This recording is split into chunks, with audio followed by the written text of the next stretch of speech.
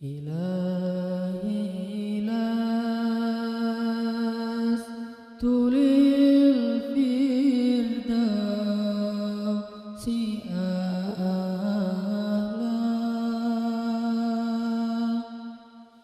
ولا أقوى على النار الجحيم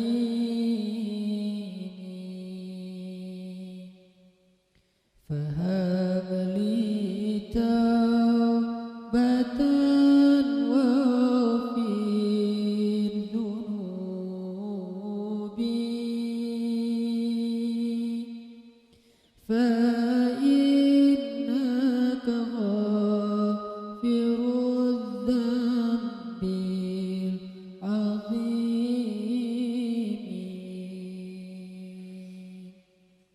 Teman-teman sekalian, bait-bait kasidah itu ditulis dan dirangkai oleh para ulama adalah tentang pengakuan dosa seorang hamba.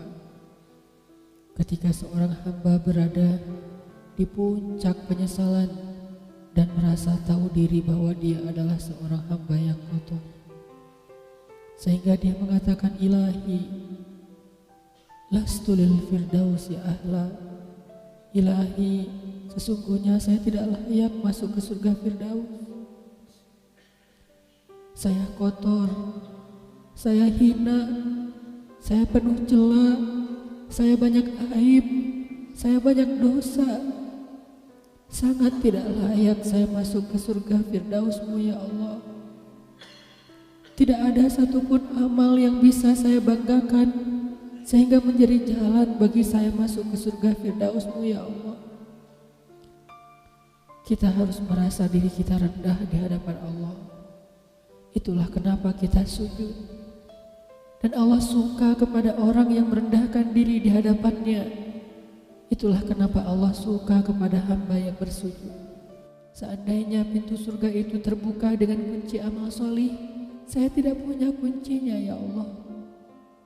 Saya beramal solih tetapi belum layak untuk membuka pintu surga.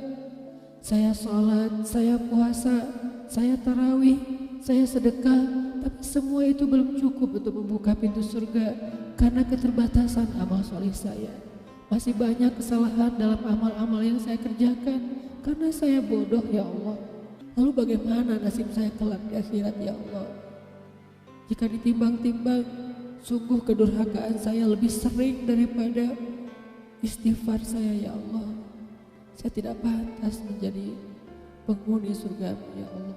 Wala aqwa 'alan naril jahimi. Tetapi saya juga tidak akan kuat dengan azab neraka jahim-Mu ya Allah. Karena sesungguhnya tidak ada satupun dari makhluk-Mu yang sanggup merasakan azab neraka. Semuanya takut kepada neraka-Mu ya Allah. Jangankan 1 tahun, jangankan 1 bulan, jangankan 1 hari, sedetik pun tidak akan sanggup ya Allah. Karena saya mendengar sesungguhnya Rasulullah SAW bersabda, azab yang paling ringan bagi penduduk neraka adalah dipakaikan baginya sendal terompah dari api yang membakar kakinya sampai mendidihkan kepalanya. Itulah azab yang paling ringan di neraka untuk orang yang paling ringan berbuat dosa. Bagaimana dengan saya ya Allah? Dosa saya banyak, saya pernah durhaka kepada ibu bapak saya. Itu saja sudah cukup bagi saya mendapatkan azab yang lebih besar di neraka, dan saya tidak sanggup ya Allah. Saya pernah durhaka kepada ibu saya marahi ibu saya karena 1 kesalahan. Padahal saya lebih sering berbuat salah dibandingkan ibu saya. Tapi ibu memaafkan saya. Ketika di waktu kecil saya memecahkan barang-barang ibu saya memungut barang-barang itu sambil tersenyum, membelai kepala saya, mengatakan nasihat-nasihat yang baik. Sama sekali ibu saya tidak marah kepada saya saat itu.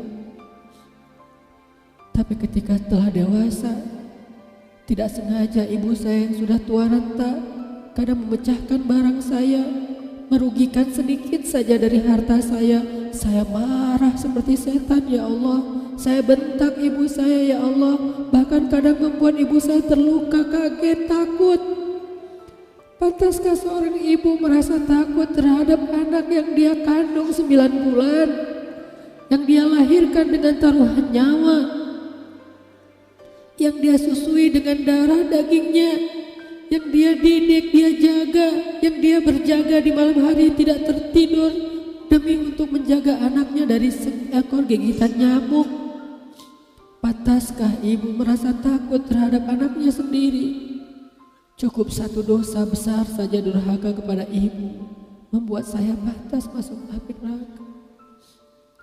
Belum lagi dosa saya kepada ayah.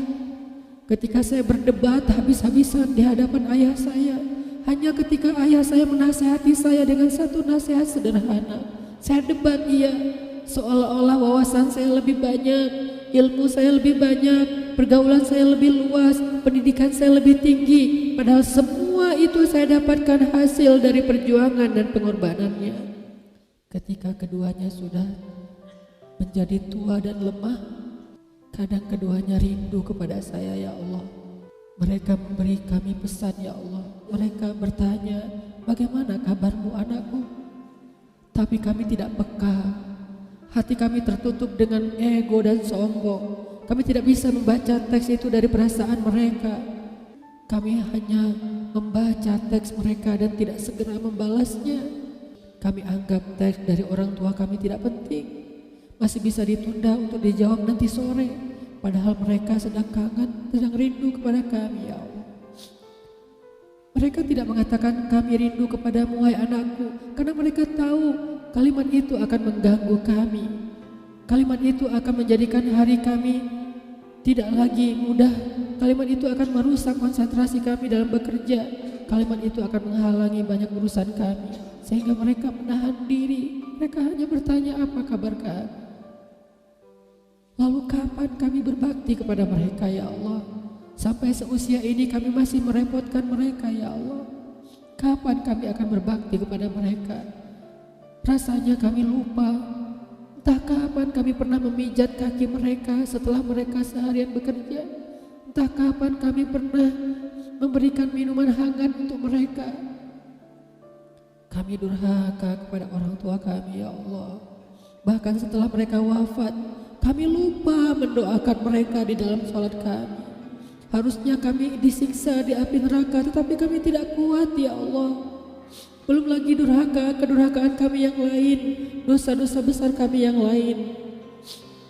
Kami pernah bermaksiat kepadamu diam-diam, ya Allah. Kami pernah berbuat dosa diam-diam, dan padahal kami tahu itu dosa besar.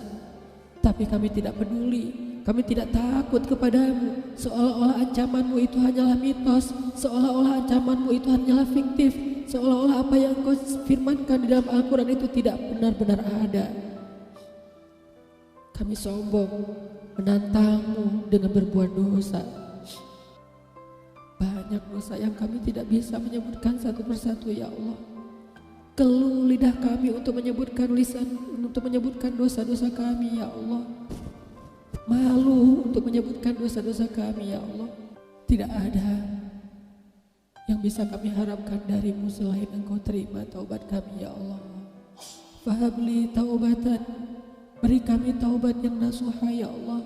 Terima taubat kami, ya Allah. Kami belum berani meminta surgamu, kami juga tidak akan kuat dengan nerakamu. Kami meminta, terimalah taubat kami, penyesalan kami, janji kami untuk kembali kepadamu, memperbaiki diri. Teman-teman sekalian, mari kita baca bait itu dengan penyesalan. Kita baca bait itu seolah-olah kita sedang curhat kepada Allah Subhanahu wa Ta'ala. Ilahi las fi